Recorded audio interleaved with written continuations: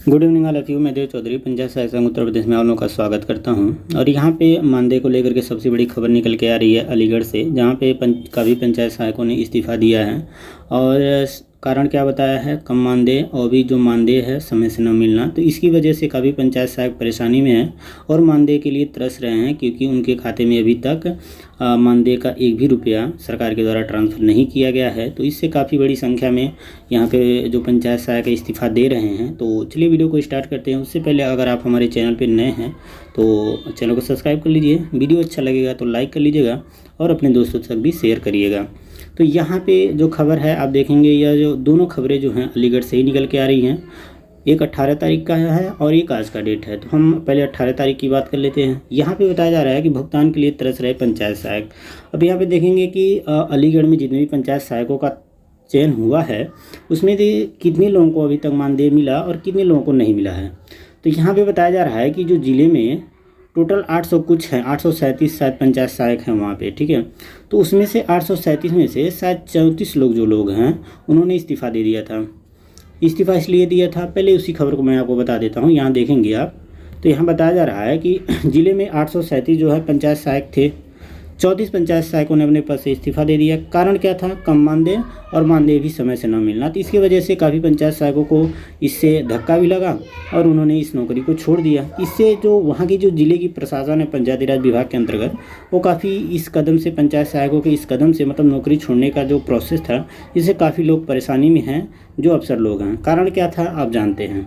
तो मैं अब खबर पर आता हूँ और बताता हूँ क्या मैटर है यहाँ पर। अब बताया जा रहा है कि देखिए 837 लोग वहाँ थे, 34 लोगों ने इस्तीफ़ा दे दिया, बचे 803 लोग। 803 लोगों में से 711 पंचायत सहायकों को मात्र एक महीने यानी दिसंबर का मानदेय दिया गया है। अब देखिए कितनी दयनीय स्थिति है हमारे उत्तर प्रदेश सरकार की। काम वो लोग लगातार 3 महीने, नवंबर, दिसंबर और जनवरी, लगातार 3 महीने से आप वर्क कर रहे हैं। तो ये 100% सच्चाई है। लेकिन मानदेय कितने का मिला है, मात्र एक महीने का, वो भी दिसंबर का।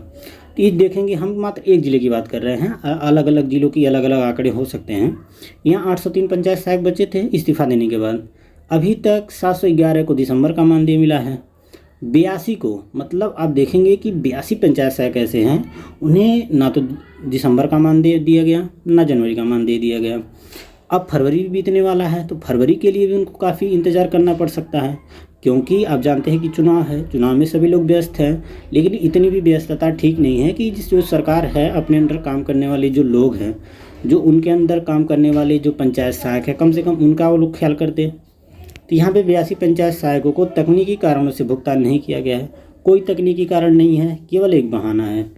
तो यहाँ पे आप देखेंगे कि जो वहाँ के जो ADO हैं पंचायत राज विभाग के, उन्होंने कहा है कि जितने भी पंचायत सहायकों की जो कागजी कार्रवाई है उसे पूरा कर लिया जाए और जनवरी माह के अंत तक का जो भुगतान है उसे करा दिया जाए। कहने का मतलब यह है कि सभी पंचायत सहायक जितने भी हैं, 803 बचे हुए हैं, दिसंबर और जनवरी का जो मानदेय है इसे जल्दी ही आप लोगों को मानदेय दे दिया जाएगा।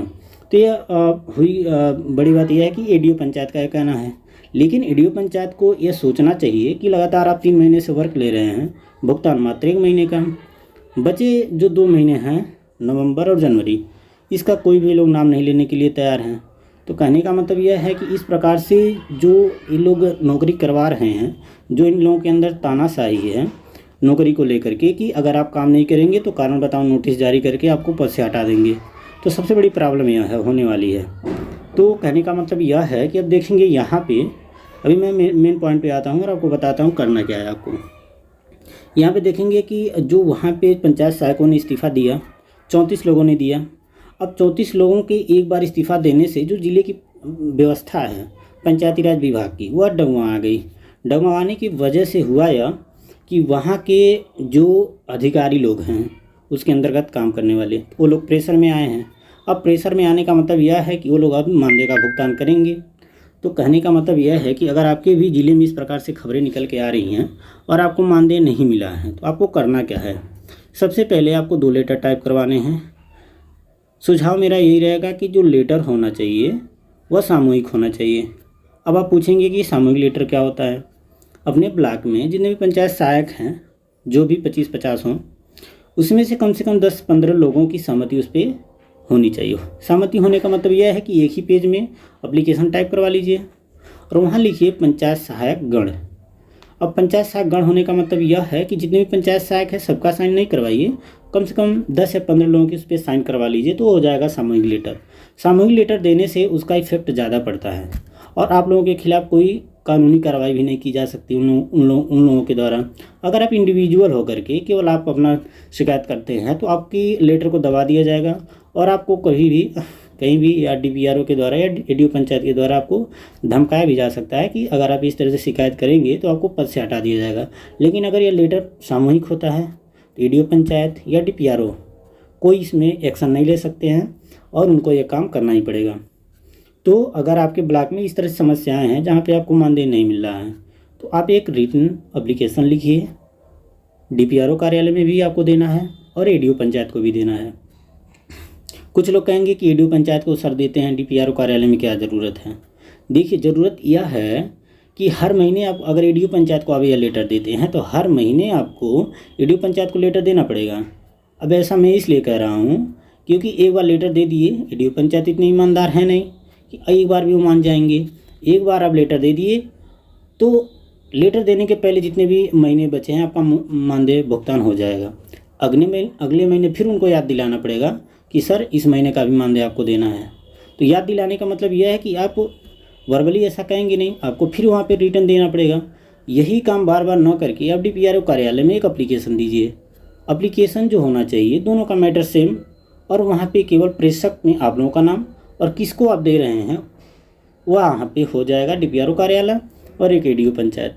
तो यह हो जाएगा सामूहिक लेटर, यह आप दीजिए। इसके बाद कोई भी समस्या नहीं आएगी मानदेय को लेकर के। अगर फिर भी समस्या आती है तो आप पंचायत सहायक संघ से जुड़िए, सभी आपको बातें बताई जाएंगी कि कैसे आपको मानदेय जो है अपना समय से लेना है और किस तरह से लेना है। ठीक है, तो पंचायत सहायक संघ से जुड़ने के लिए लिंक डिस्क्रिप्शन में दिया गया है, जाइए ज्वाइन करिए और सभी अपडेट पाते रहिए। वीडियो देखने के लिए आपका बहुत बहुत धन्यवाद।